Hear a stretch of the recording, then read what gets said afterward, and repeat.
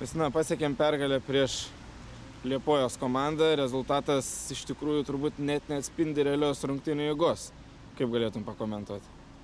Nežinau, pačias varžybas gal pakomentuočiau, kad iš ties vis tiek nebuvo lengva.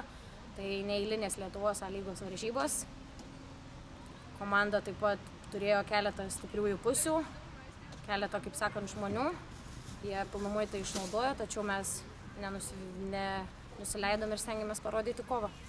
Šiandien pačiai turbūt teko nelengva užduotis, nes centro gynybo pozicijoje žaidėjai viena. Tai teko tvarkyti su varžovų puolėjomis, galima sakyti, vienai, taip?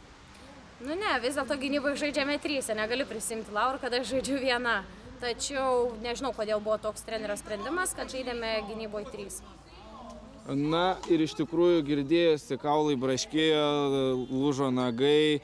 Ar varžovės propagavo tokį labai kietą žaidimą, ar šiandien tiesiog vyko be kompromisą ir ši kova aikštėje? Aš manau, gal pats tas abiejų komandų nusiteikimas, nes vis tiek neeilinės, kaip minėjau, prieš tai A lygos rungtynės ir abi komandos vis tiek pirmos rungtynės norėjo pergalės, tiek mes, tiek jos, tai gal dėl to ta tokia ir ši kova ir buvo. Pačiai jau daktaras tvarsto kojas, ar pavyks atsigauti iki sekmadienio, lauks turbūt ne ką lengvesnės rungtynės.